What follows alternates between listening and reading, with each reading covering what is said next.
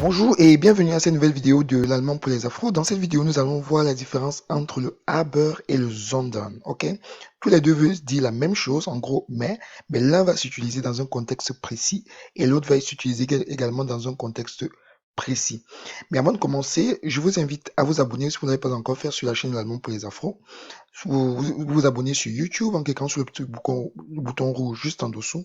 Et sur Facebook, n'hésitez pas également d'aller checker notre page Facebook, l'allemand pour les afros, et de vous abonner également. Ok.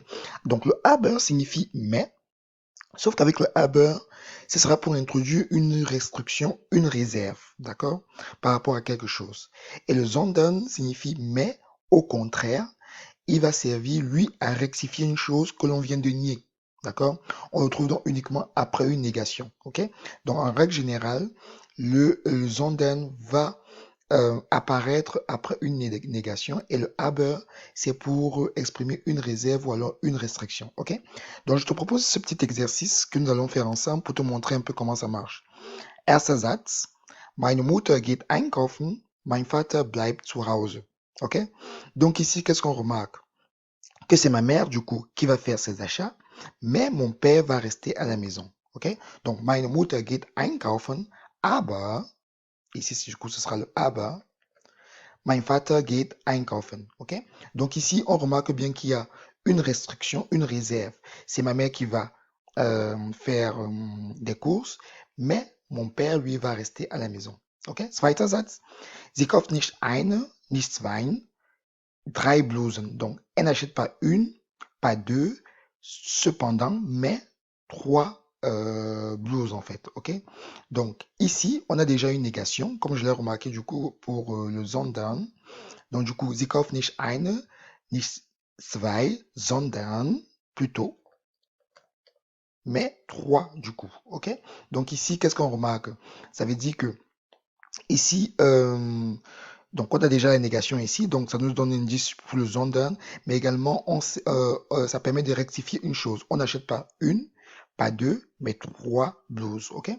Dritter Satz. Heute Abend sehe ich nicht fern, mache ich meine Hausaufgaben. Donc ici, j'ai une négation, donc je ne vois pas la télévision, mais, donc plutôt, sondern,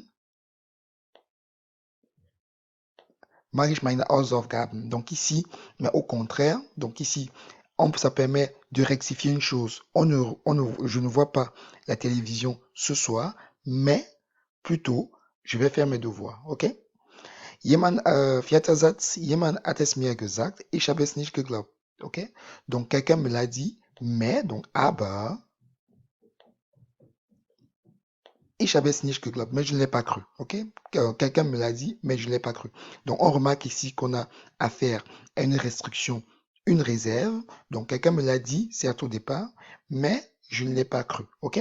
Donc, ici sera le aber. Et qu'est-ce qu'on remarque encore? On n'a pas de négation dans la phrase qui précède. Donc, ça ne peut pas être le sondern ici.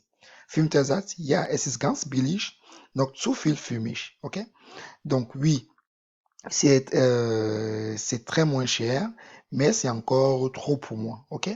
Donc ici, ce sera du coup le aber. D'accord? Pourquoi? Parce que, un, on n'a pas de négation déjà dans la phrase au départ. Du coup, on a affaire à une restriction, une réserve. D'accord? Certes, d'accord, c'est très moins cher, mais c'est encore trop pour moi. OK? Donc voilà, j'espère que cette vidéo vous a aidé à comprendre la différence entre le aber et le sondern. En gros, le sondern va s'utiliser lorsqu'il y a déjà dans la phrase de départ une négation, d'accord? Et ça va permettre de rectifier quelque chose. Et le aber, lui, il introduit une restriction, une réserve, et il signifie du coup mais. Voilà. Merci de m'avoir écouté. Restez abonnés sur la chaîne de l'allemand pour les infos. Et je vous dis à très très bientôt pour une nouvelle vidéo.